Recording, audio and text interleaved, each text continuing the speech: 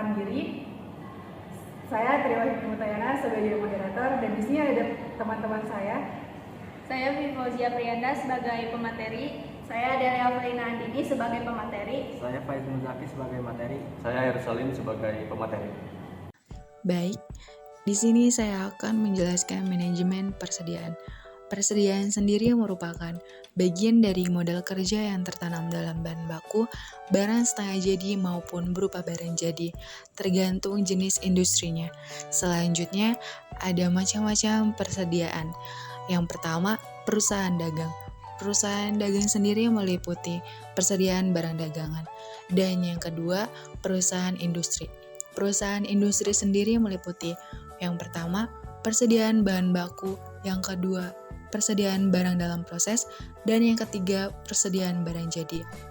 Baik, selanjutnya yaitu ada faktor yang mempengaruhi investasi dalam persediaan. Yang pertama yaitu tingkat penjualan. Makin tinggi omset penjualan, maka makin besar investasi pada persediaan. Yang kedua yaitu sifat teknis dan sifat produksi. Yang ketiga, lamanya proses produksi. Yang keempat, daya tahan bahan baku dan produk akhir. Selanjutnya yaitu ada rumus tingkat perputaran persediaan. Jika ingin mencari perputaran persediaan atau inventory turnover, yaitu penjualan bersih dibagi persediaan rata-rata atau harga pokok penjualan dibagi persediaan rata-rata. Lalu jika ingin mencari persediaan rata-rata, rumusnya yaitu persediaan awal ditambah persediaan akhir tahun dibagi 2. Setelah itu mencari hari rata-rata barang disimpan di gudang dengan rumus 365 hari dibagi perputaran persediaan atau inventory turnover. Selanjutnya ada persediaan barang dagangan dikatakan efektif apabila yang pertama adanya kemampuan menjual, yang kedua biaya pemesanan, yang ketiga biaya pengiriman, yang keempat biaya penyimpanan di gudang, dan yang kelima ada lamanya proses pembelian sampai barang diterima. Yang terakhir yaitu harga.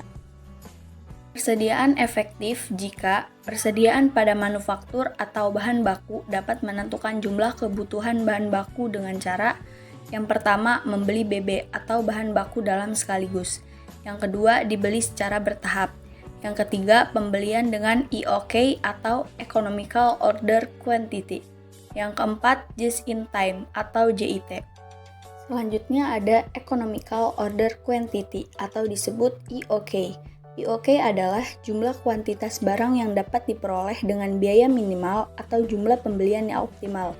EOK terjadi pada saat biaya pemesanan sama dengan biaya penyimpanan atau procurement cost sama dengan carrying cost. Kemudian ada syarat pembelian dengan EOK.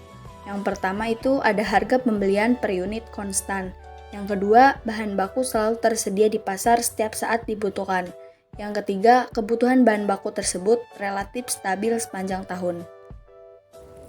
Baik, selanjutnya ada rumus menghitung.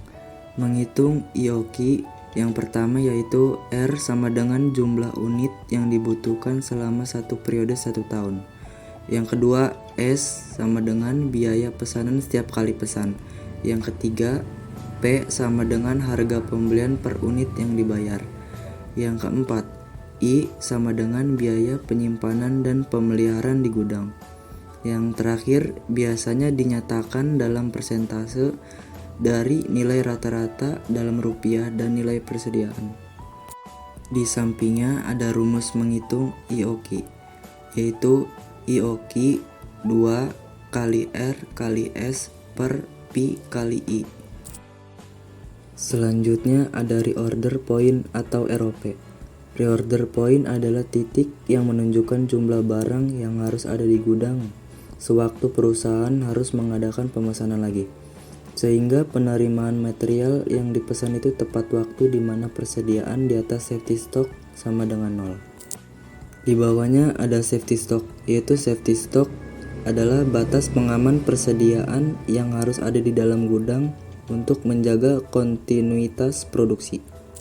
Dan yang terakhir ada faktor yang harus diperhatikan, yaitu faktor-faktor yang harus diperhatikan dalam penentuan besarnya reorder point adalah yang pertama, penggunaan selama tenggang waktu mendapatkan barang. Yang kedua, besarnya safety stock. Baik, di sini ada rumus menghitung ROP.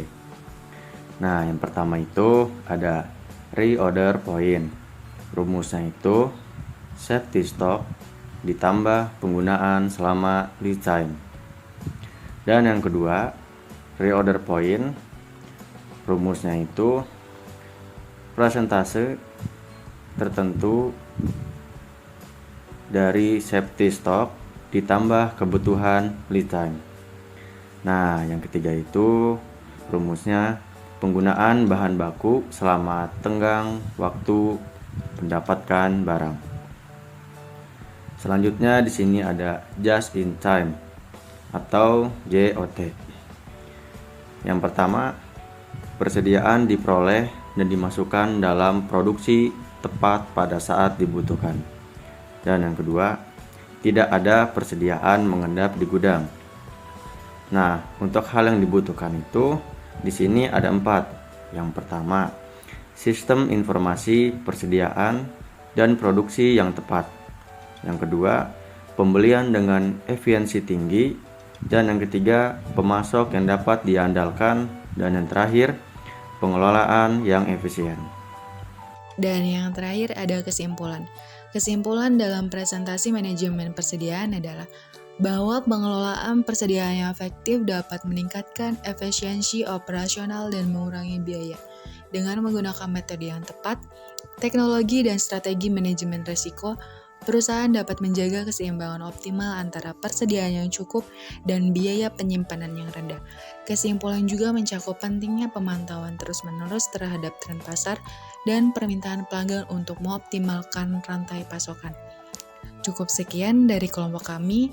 Kurang lebihnya mohon maaf. Wassalamualaikum warahmatullahi wabarakatuh.